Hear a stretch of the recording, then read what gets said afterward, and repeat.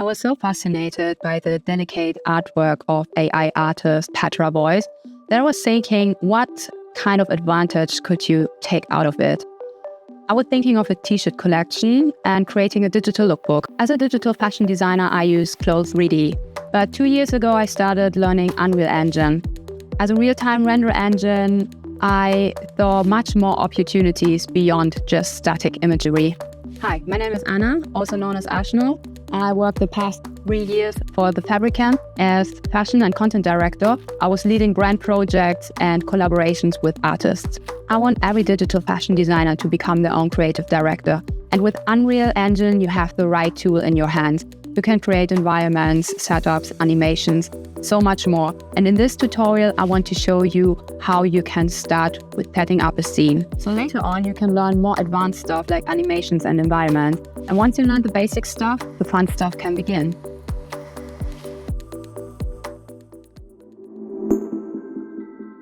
So we're starting with downloading Unreal Engine, and you just find it on the website. So once you download it and install the Unreal to your PC, you find the button on your desktop and just double click on the Epic Games Launcher. Here you find the library where you have the several versions of Unreal Engine.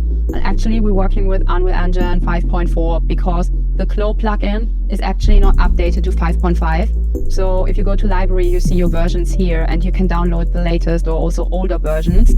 And you also find below like all your projects, so you can open them from here, and your Fab library if you have like former projects loaded or something downloaded from the Fab library. So I go now over the Unreal button to open a new project, and loading can take a while. Now we want to open a new project. I use film, video and live events, and you go to blank. We enable ray tracing. We don't need the starter content. Set your project location and make sure you have enough space there.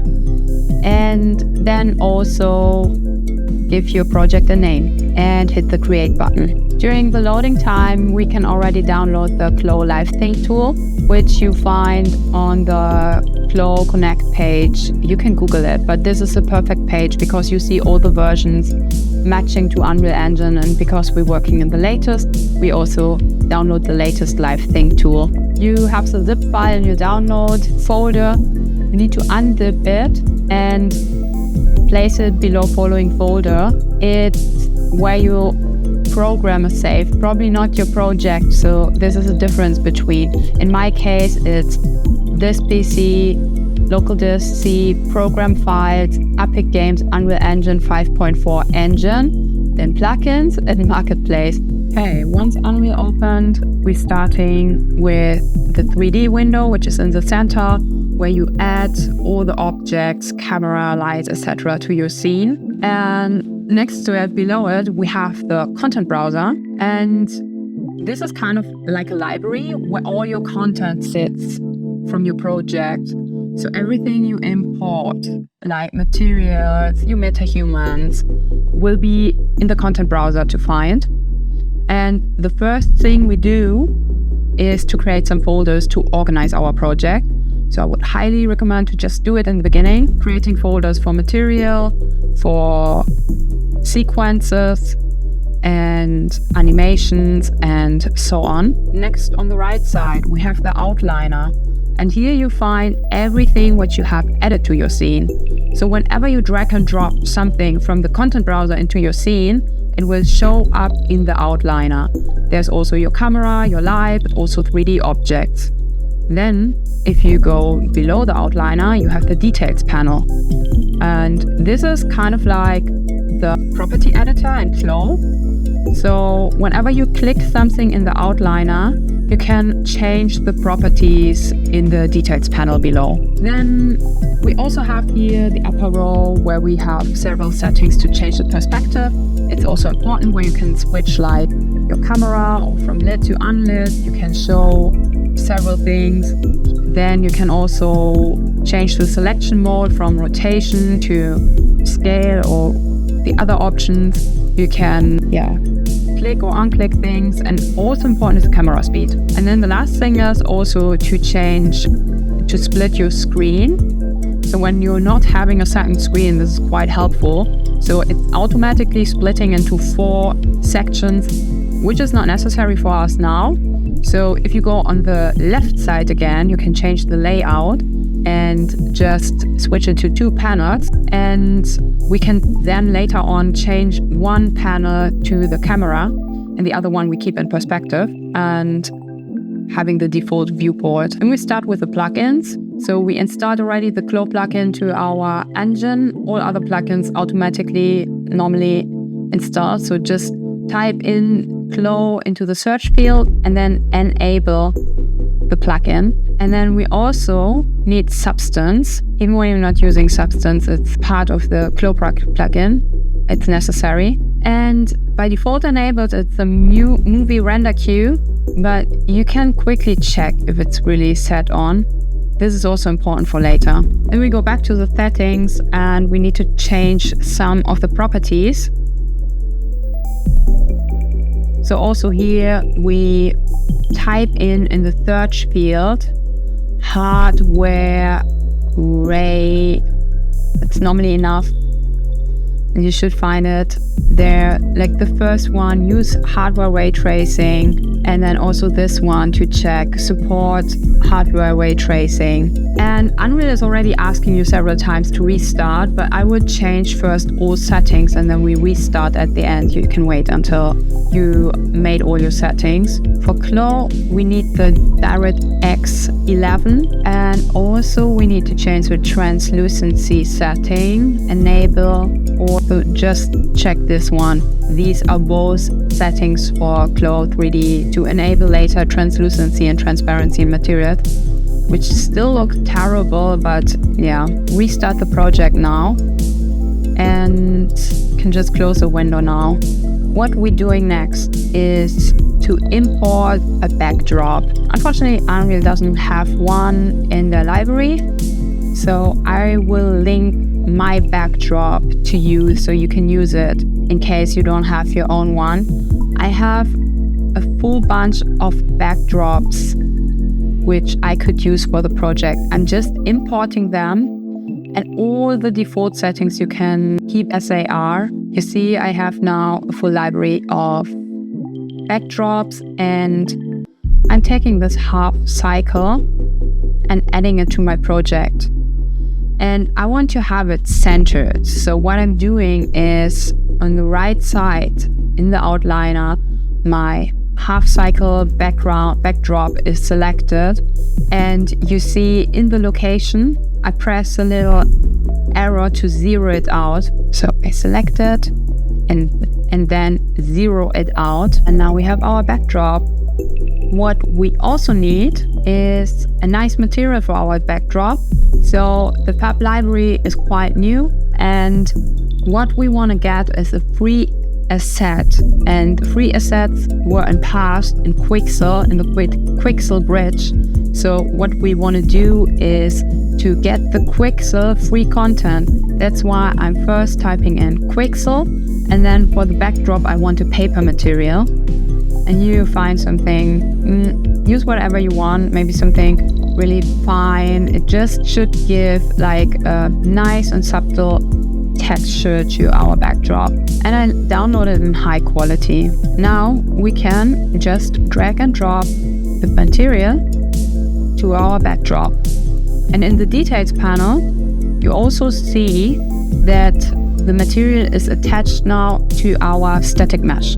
What we also need is a MetaHuman, and therefore we need to go to the Quixel bridge. It's actually not included in the Fab library. So if you go to Quixel bridge, you have to log in. And once you logged in, you have access to your own MetaHuman. If you want to know more about MetaHuman, I will do a separate tutorial on it. But for our purpose, I will just download my existing MetaHuman. And you could even create and adjust a new one.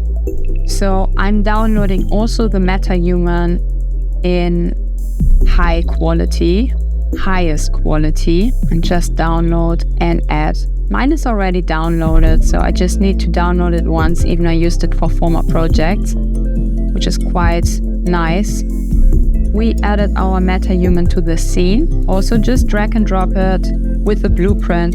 The MetaHuman is a blueprint. It's not an object by itself. It's a combination of several objects and materials. And therefore, we can open now the blueprint. Have a look on the viewport, because when you open it, you first see the viewport, which can be a bit overwhelming. Just go to the panels and click on the viewport. You will see your MetaHuman blueprint, so all the combined assets. And one thing we need to do is change the LOD sync.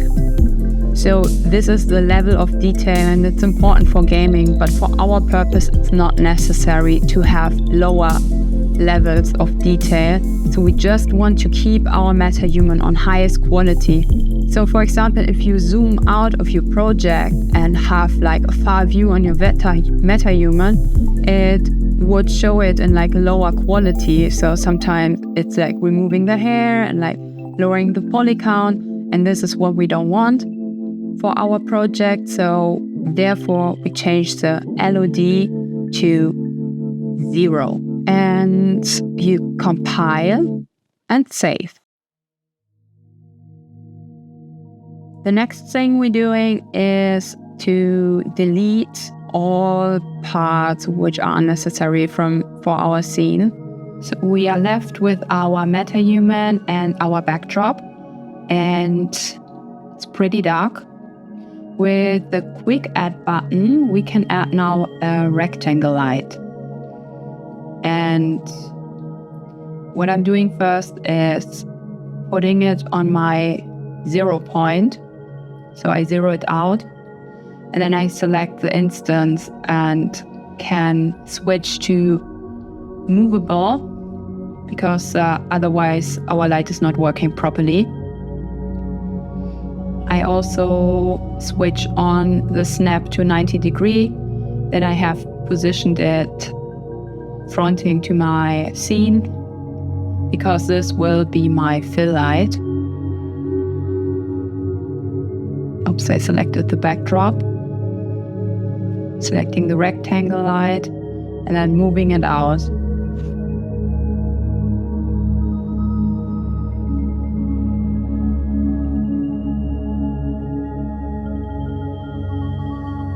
Now I can change the intensity of the light.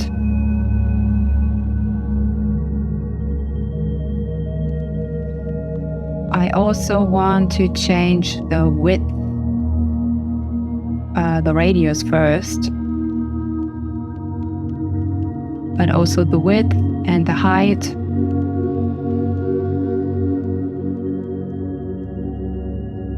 And moving it a bit back. And you can also change the under angle and the length. For this case, it's not necessary, but it's like sharpen your shadows. And the temperature I set a bit cooler to 8000. Also the indirect light intensity and the volume scattering intensity I set to max. So it's 6 and 4, and I do it for all lights usually, because this also makes the shadows a bit less sharp. And then I have a little cheat trick I'm normally using when I don't want to have hard shadows from one light source, that I switch off the dynamic light if I'm finding it.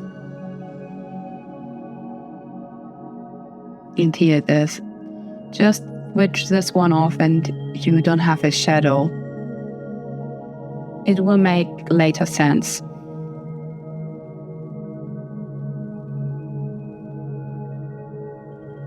Next to my fill light, I also want to add a key light. And for this case, I'm placing first an actor, an empty actor. And I zero it out again.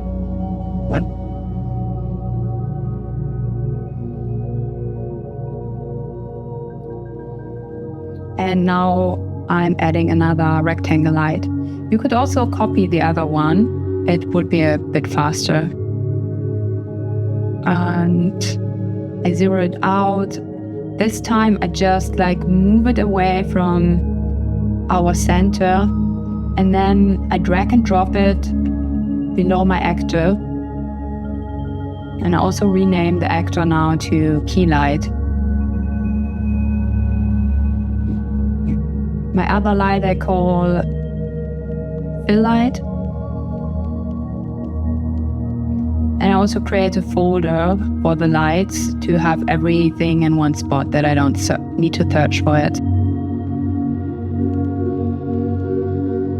Now, why did we put the rectangle light below the zero actor, the empty actor? Because we can now select our actor, which we call Key Light, and rotating it around our center without moving our center by itself, and can just like recircle it around and always keep the position on the same spot.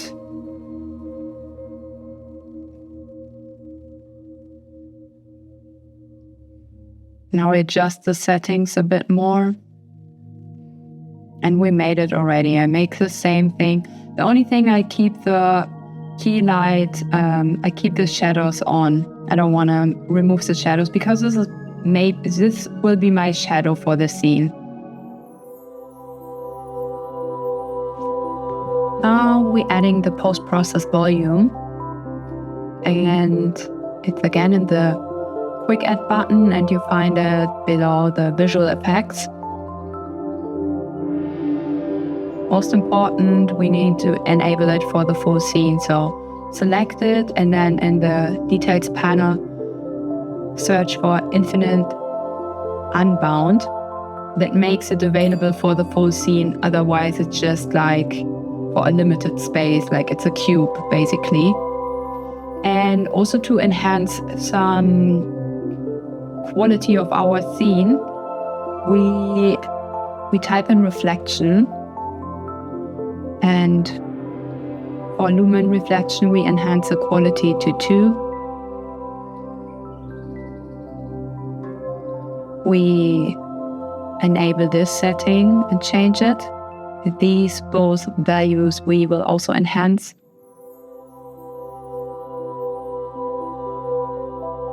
And high quality translucency is also enabled. Here I even adjust the value to 4.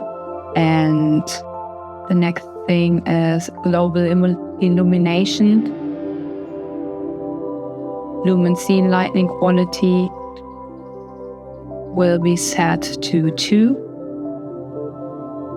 Final gather quality to 2. This we set to 0.5. And then very important, you're setting up the exposure to manual. Otherwise, when you set up the light, Unreal is always compensating your light whenever you switch between scenes or whatever. So it makes absolute sense to set this to manual.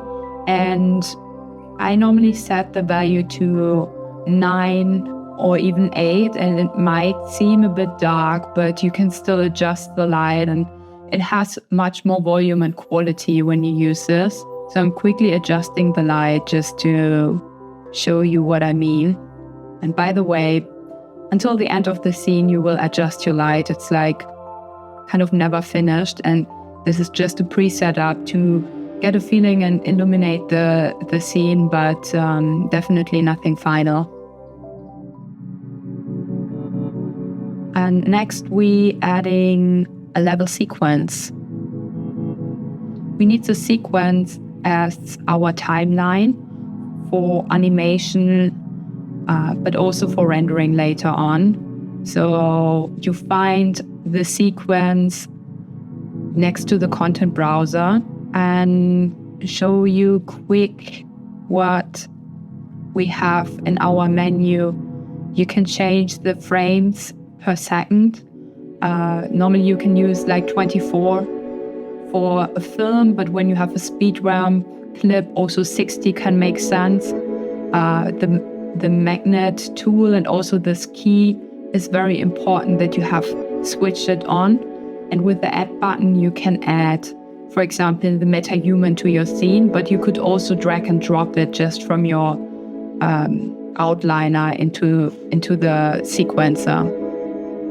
Now I added the MetaHuman, and it's immediately switching to animation mode.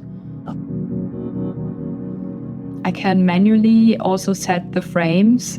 So for example, frame 30, and then I'm pressing this little red sign, and it will end the scene then on frame 30. So I can jump to the first and to the last frame, just pressing play and play back, and then start and ending the scene. It's all kind of like easy. And then we also need a camera for our scene.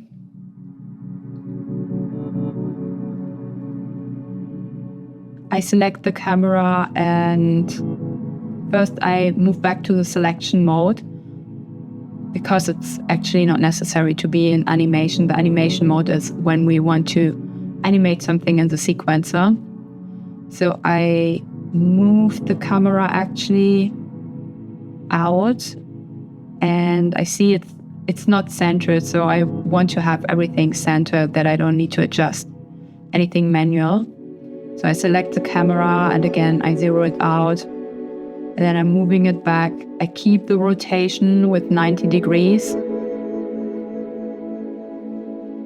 And now I'm switching to panel view, because on the one panel, I want to have my cinematic camera. And on the second panel, I can move now around in the 3D space without affecting the camera. So I always have already the viewpoint set for the camera, know what I'm doing and how the final frame will look like. Set the camera to DSLR and the lens to 30. I like 30 or even lower for kind of this shoot. And now I can adjust my camera as I want and see already the final result. So by the way, if you're not seeing this crossing to arrange your scene, you need to go to cinematic viewport, and then you get this guides to center your subject. And I'm using it actually to already place everything in the right position, that I really know when I do my poses for the MetaHuman, for the avatar, that it's aligned with the camera and I don't need to move the camera around. And what I also find quite helpful, once I set everything, to select the camera, right mouse click, and then go to transform and set the transformation to set that it's not moving around. Another setting for the camera is the focus. Focus actually on our MetaHuman. I go from manual to tracking, and with tracking I can select with the little pipette tool the MetaHuman. And what you should check is if you need an offset, you enable the draw debug focus plane, which is purple, and then you can offset.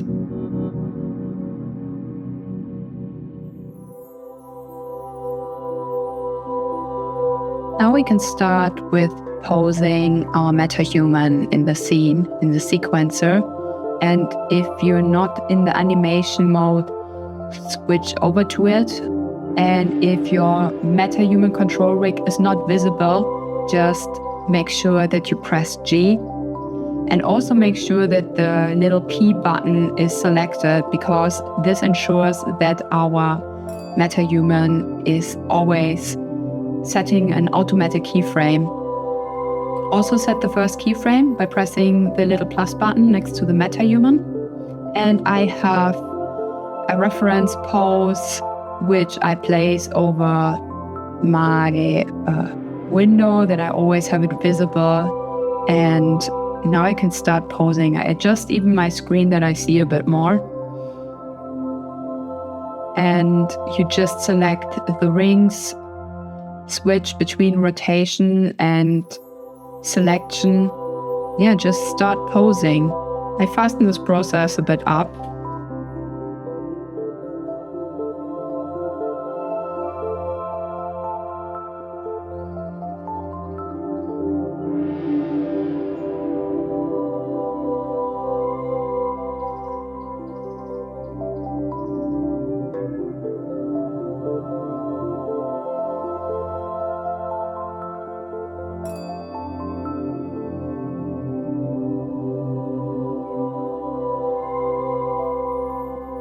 So once I finished posing, you see in our sequencer that everywhere where we moved the bones around, the skeleton around, there is set an automatic keyframe.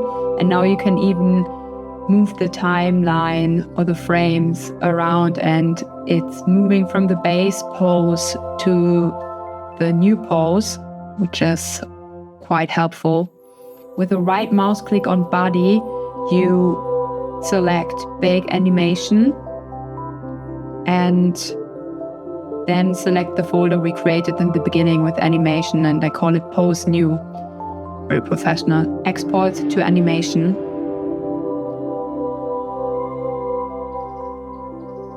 And always save in between, that's also very important. Back in the content browser, we can go to our animations and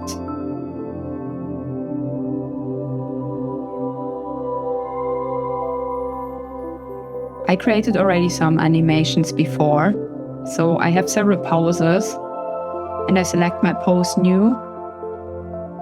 And it's looking a bit weird, but it does not matter as long as Unreal is not crashing, which can happen quite often in this situation, but more to this later. We see that our avatar is moving from the base pose to our new pose. We have our skeleton selected, and now we want to send it over to CLO. So ensure that you have CLO open already, and in Unreal, you press Window and open the CLO LiveSync tool. You just need to open the window and you can switch back, and then you just select the LiveSync and export the animation. When you now open CLO, you have your avatar in the base pose. And if we go to animation, you will see that we have the little animation sequence here.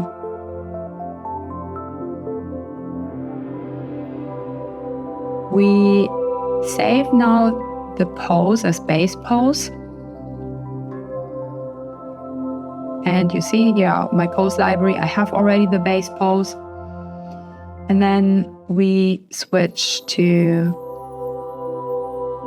frame 30 to have our new pose.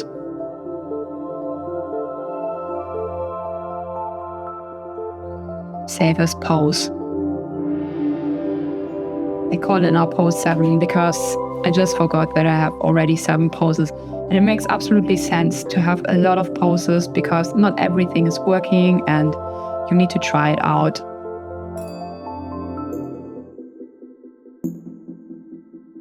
By the way, if you have this little error message, you need to enter this command console and then it will disappear. So going back to CLO, and I already opened my look, which I want to set up now to just export and send it to Unreal. I want to pose it first, so I will send over a static mesh, and to pose it I lower the particle distance. Later you can switch it back to 5. And the first thing we can do is like checking the UV editor. And what I'm normally doing is in my 2D window, I set up already my materials and pattern pieces as I will place them in the UV editor. And it makes absolutely sense. Whenever you have changes later on, you can easily switch back with the UV editor to your tiles without like crashing your textures. So my tiles are already, you can also overlay them as long as they different materials. So for each material you can use one tile and you can spread it and use the full space. I think I could use the space a bit better, but I didn't. And I also renamed the materials to my garment, and I also check with a thin layer if I have any collision, as I have here, or if my normals are switched. So everything is facing to the correct side, that's good.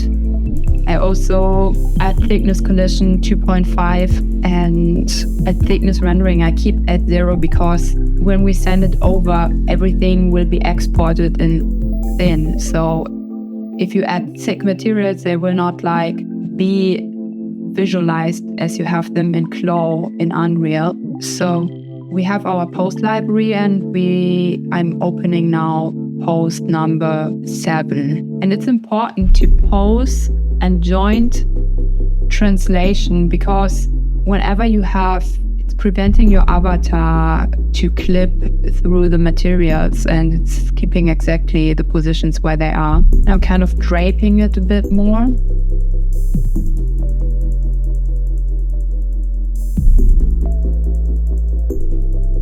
And also quite interesting, you can change the material from CLO and have different shader options.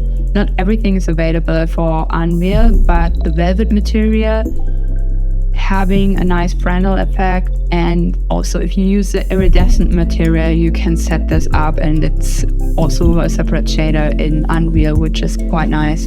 I only set the map back, my roughness map back, because when you change the shader, it seems to get deleted. And then back in Unreal, we open the CLO LiveSync window again, and hitting just the CLO button to update or send our garment from CLO to Unreal. And here it is. You have all material slots still available, which is quite nice, especially when you later want to have like geometry cache, which is not available when you export Alembics. And it's nice to have like different material setups, especially if you have like one material which is metallic and another one which is Fresnel. So you save your garment as static mesh, or maybe also as geometry cache. You can easily save also animations or plot simulations here. And we open our garment folder and find there our full look.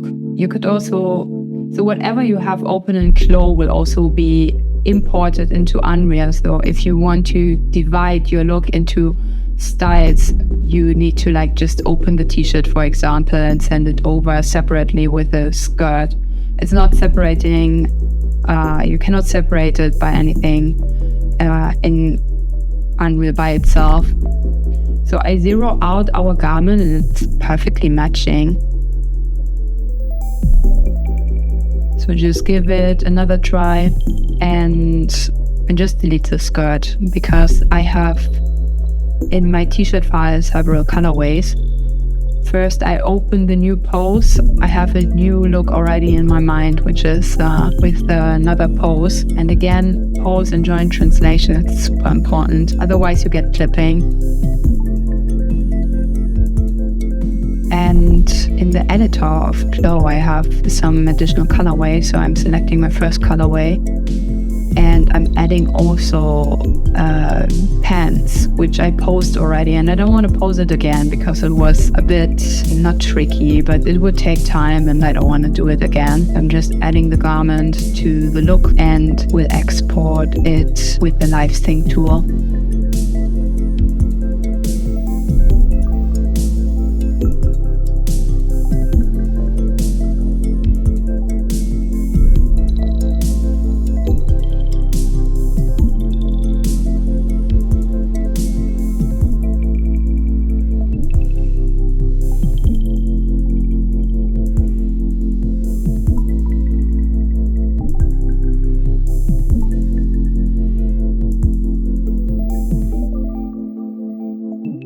Now I have my other look in another pose. So how can we change the pose of the MetaHuman?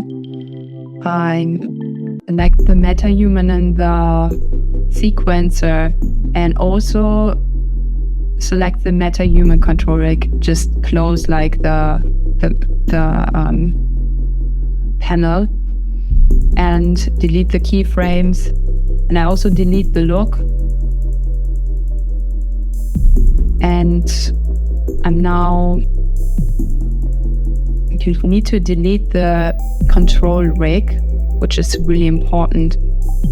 You need to delete the control rig of the MetaHuman if you want to add animations of the pose, which is an animation, to your MetaHuman. So just delete it and then hit on body with the left mouse click. Select the body, right mouse click, animation, and then pose 01. Now I'm adding the other look to the scene and zero it out in the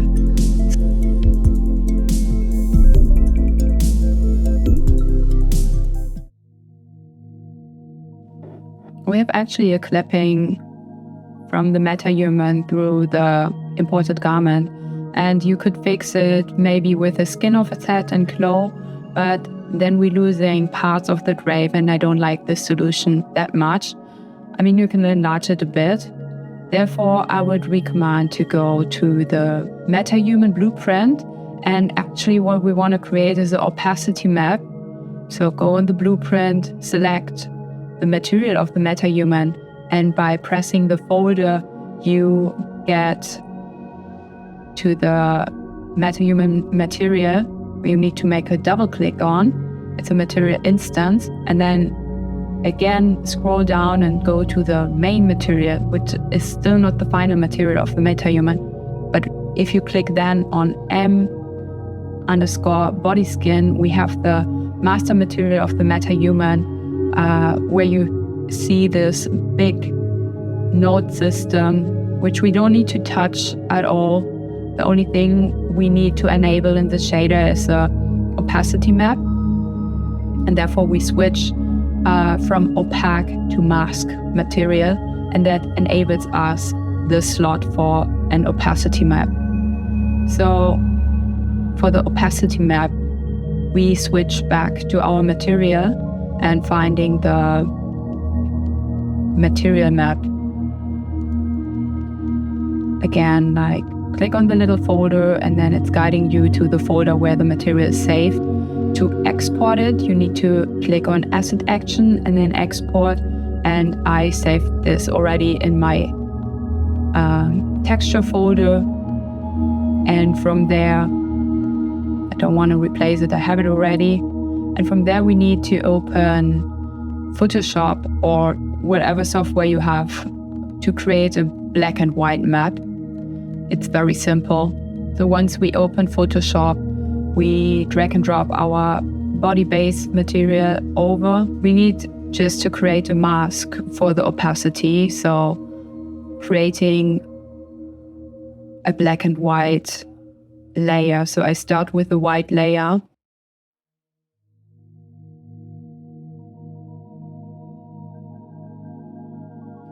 And I switch the white layer off for now, because we're now painting a black layer on top. So you can either paint it with a brush, or I'm using the lasso tool now. Mainly we're not deleting any geometry from our avatar. It's just that we create an opacity on the point where it's clipping through. So the geometry is still existing. So I fill it with black, and then I also switch on my white layer. And then I'm exporting this as a PNG. And we don't need 4K resolution. You can also put it on a lower resolution as long as it's squared. So I use just 1K because we don't need any details for this map, and why to keep it that big. And then you just need to drag and drop the material in the same folder or wherever you want to save it. I just kept it in the same folder as my texture. And from there, I drag and drop it into my master material. And attach it to the opacity map. Apply and save, and you see the clipping problem is already fixed. And you can just close all the tabs. Now I'm adding more looks to my project, and I will speed this process up, but mainly what I'm doing is placing the looks on the base pose of the avatar. And I also export the avatar, the MetaHuman, from Unreal without shoes, because I want to add socks and I would have a collision on the shoes. So I need the MetaHuman without shoes, but still with feet. So I sent this one over as well. And I save each look in a different pose, because for the lookbook, I want every look in a different pose. That's the main reason.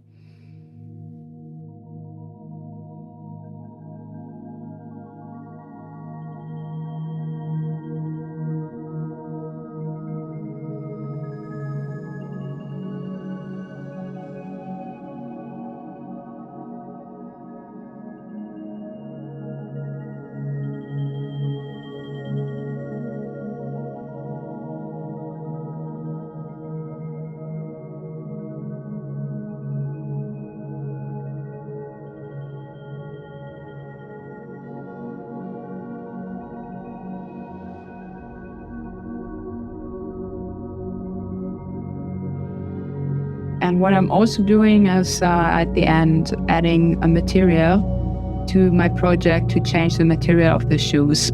I added every look to the scene just to see how it looks, and then I just switch it off because I want to adjust the light now.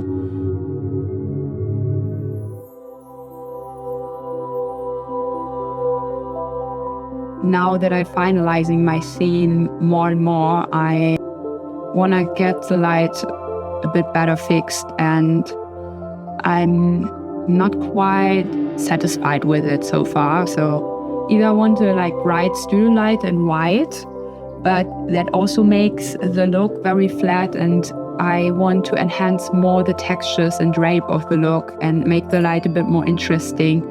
That's what I prefer, actually, to add a spotlight.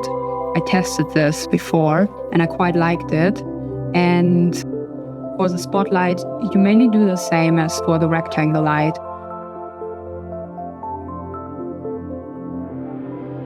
I again adjusting the outer cone angle to have it really precise on one thing I want to highlight at the look. And I want to highlight the t-shirt actually, and that the light is falling down and then enhancing also the drape on the trousers. And I switch the other lights off that I first start with what do I want to highlight on the style, and then I place all other lights and adjusting the light intensity to the point where I really need light and where not. And also with the attention radius, I can define how long the light should be, and I don't want a hard shadow actually on the floor, so I keep the light a bit shorter, that it's really hitting the t-shirt and a bit of the trousers, but not making a hard shadow on the floor. And you see I'm kind of painting the light on the t-shirt. And now I'm coming back to the key light, and I don't like it at all. I'm even thinking with a spotlight, we don't need the key light anymore, and I'm circling it around and using the key light now as a rim light. So I will place it more from the side backwards, that it creates this highlight on the shoulder and on the right side of the look and of the avatar. I also adjust my camera and zoom it more to the object, that it's closer to the camera actually. And I'm adding another rectangle light. For this one, I want to set it to the background. So what I actually like is to paint a different color to the background and creating there some color which is fluting the full scene. So therefore I make a big width, a white source, and again the settings I set same as the other lights I added. The difference is that I change the intensity and the color, and I put the dynamic shadow off. I'm getting closer to a studio light look, probably people think, what the hell is she doing? I'm really trying out whatever works, and if not, then I change and adjust things, and it's really not in one go to set up a good light setting. What also is quite helpful is setting up in the post-process volume, the bloom. So it gives more volume to our light, and I enable it. I enable the intensity and the threshold, and adjusting the light a bit more to the bloom. And the bloom also helps to illuminate like the full scene and keeps the lights kind of smoother, as you see, and you can enable the bloom already in the beginning. I call my background light also light, and like putting it into my light folder. And actually I want to name all my lights with capital L in the beginning, because it's helpful later when I set up the sequencer, and I'm also adding light to the sequencer, and everything is in an alphabetical arrangement. Therefore, I will have in the sequencer all my lights together in one go, and I don't need to search for it if I want to like keyframe parts of the light or not. So probably something to consider. So I would say this is a quite solid studio light setup, or like having this like plain white light for a lookbook. And I would give it a go to render it out before adjusting it more. So starting now with test renderings to see how the real output is, how flat it looks in the rendering, because we're still working in real-time rendering, and this is not the final look of the image. So be aware before you adjust too much that you test it with renderings before you kind of like being 100% satisfied, and then the rendering looks probably different.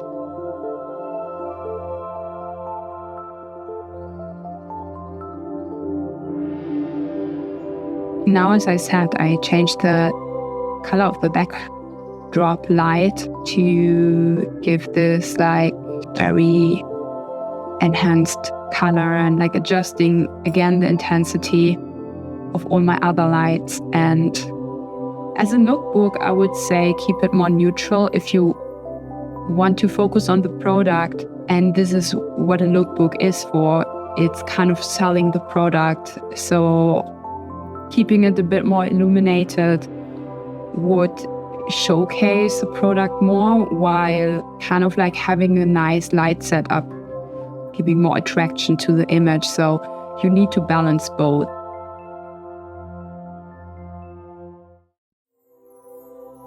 Again, I adjust the spotlight, and I'm also adding a second spotlight, because one spotlight I want for the t-shirt and the other one I want for the face. Then I have both like hitting light from the sides. And now I also like the depth more of the image. We have this rim light, we have textures, and it's quite nice in my point of view.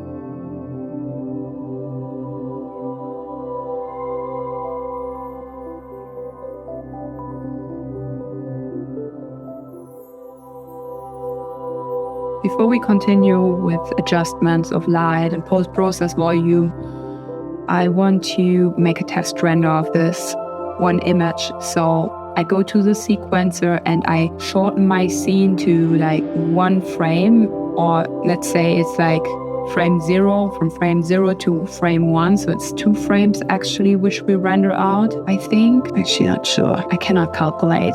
But I'm adding the camera to our scene in case I didn't do it so far. So you drag and drop the camera from your outliner to the sequencer, and then we press this little clap button to open the movie render queue and open the unsafe configurations to make a new setup.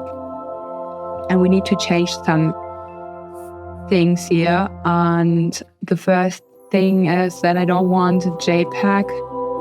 I'm adding anti-alias, I'm adding PNG, I'm adding console variables, I'm adding camera, and I'm adding game overrides. The first thing we change is anti-alias, and this will help a lot for the quality of the scene, because what we actually see is one frame rendered, and when we set this anti-alias up, we render more frames out and then combining them to enhance the quality. So I'm setting the anti-alias to temporal sample count 64 and also the other settings. And then for the console variables, you can just like set the same thing up as I'm having a list, and I mainly copy paste some stuff from the list, which is also enhancing the quality. And the important thing is that you copy paste the code and then having the number in the second field. Don't put it in one field.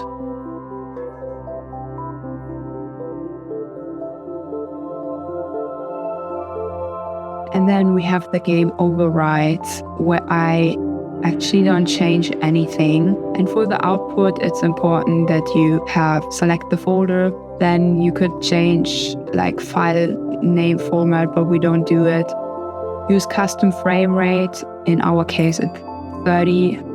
I'm also changing to 4K Ultra HD, I think. So I'm doubling the output resolution to have a more crisp image. And then I'm saving this as a preset. So we created a folder for render presets and save it there as render presets. I call it then full HD and landscape. I also use a short form for landscape in case I want to render something out later in portrait or social media.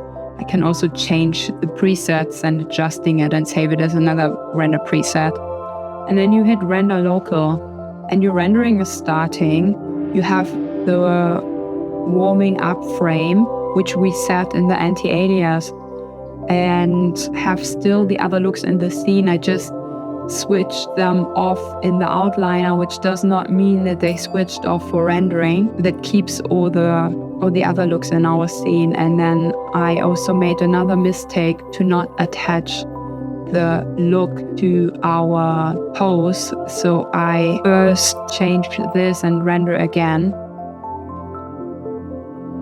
So I'm taking the pose and I'm just extending it to -1 or even more, just to make sure that the pose is set for the frame. And then I also select the other looks and type in hidden, so it's actor hidden in game, and then the other looks not visible actually in the current scene. So I'm rendering again. And then we see our final rendering in the folder, and I see some clipping and I see some adjustments we still need to do. This message log you can just clear and close, and then we continue.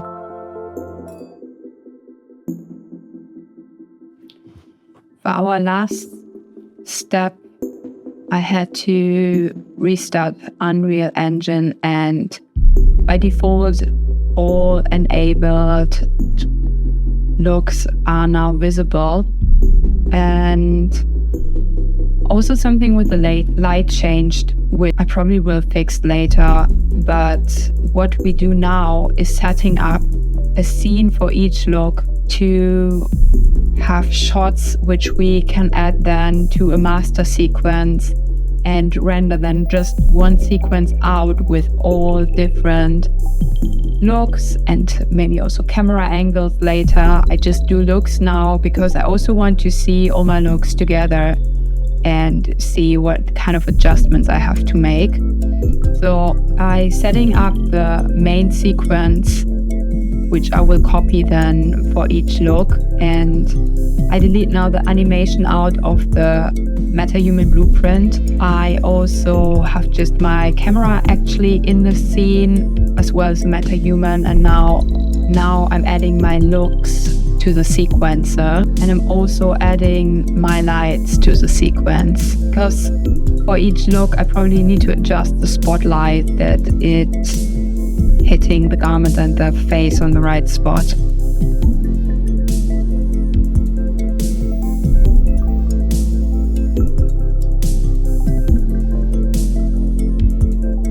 And then I select all of my looks in the sequence and go to the details panel, and again search for hidden actor in game or actor hidden in game, and I select it and also keyframe it. So the little rectangle at the end is setting a keyframe for our sequence.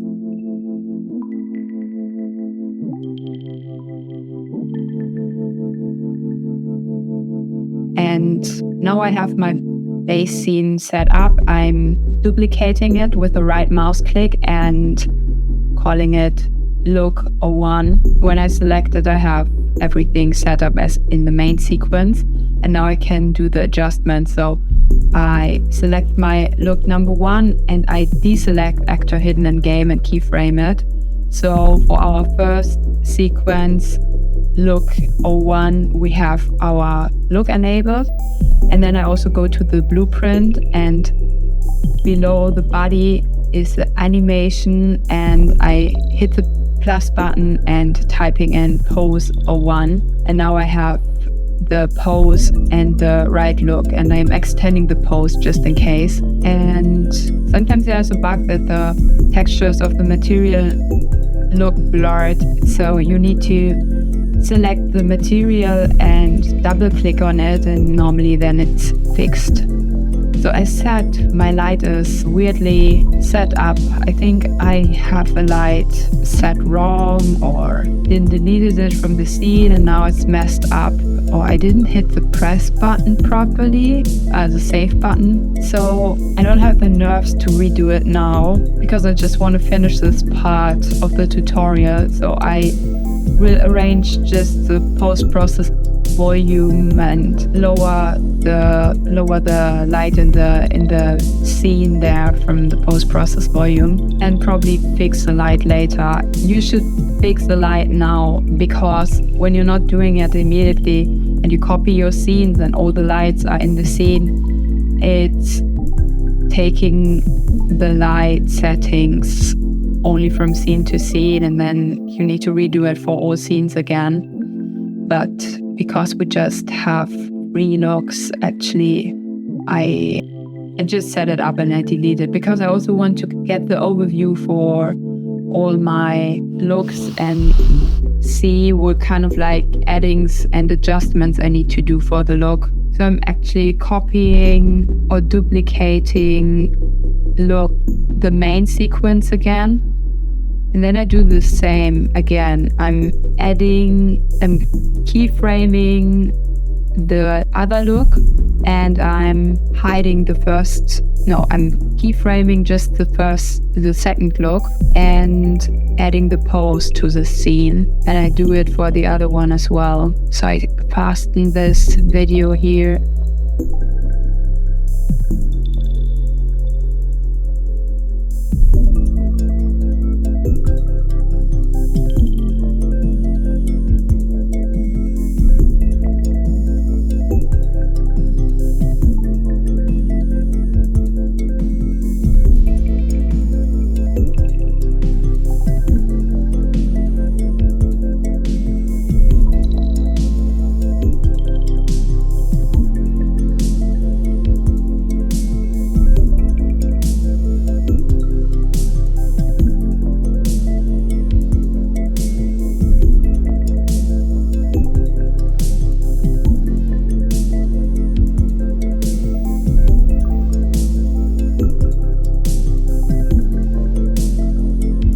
Then to set up a master sequence or several shots in a sequence, you create a new sequence.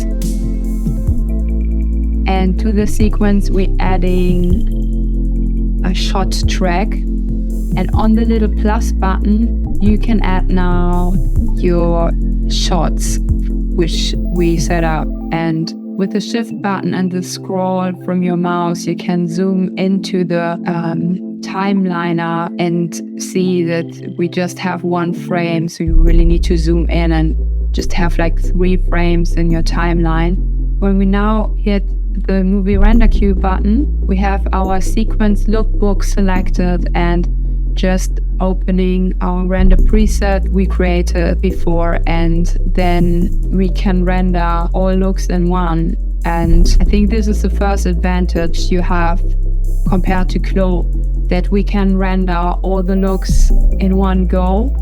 You don't need to wait until one rendering is finished and then open the next scene and hit render again. And you can also add more camera views, like just imagine you have look 1 and then you duplicate your sequence and the camera is also in the sequence. And for sure you could also add now camera movement and like making the sequence also longer, which I will not show in this tutorial. 3 looks, I have now 7 minutes of render time, which is quite okay. And yeah, there's a bit of bugginess in it, but I probably need to adjust anyways some things, and I think I will just go through the final adjustments at the end. And then also keep in mind that you need to do some color grading and adjustments in Photoshop or Premiere Pro, wherever you want to edit. So as said, I want to also color grade the images a bit because they look flat when they're just rendered, and I imported them to Photoshop, which is normally not my favorite editing software. I'm normally exporting sequences where I'm then editing in Premiere Pro. But as you see, I just imported all the images in one go, that I just have the layers on top. So all the color correction I do on the one layer, I can adapt to the other one as well.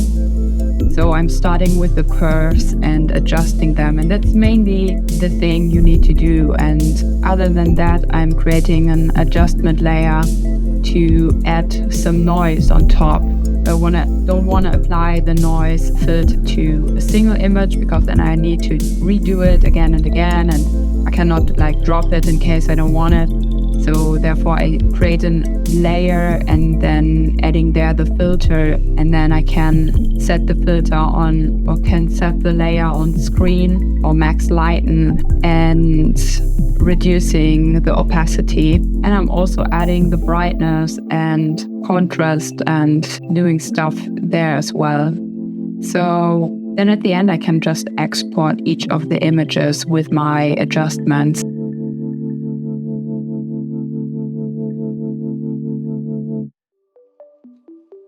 Imagine you as a fashion designer are able to visualize your own ideas with your digital production. Or go even further, selling merchandise or items without the rest of development and production. Or creating clothes only for avatars and selling them online. I see this tool is still not used enough.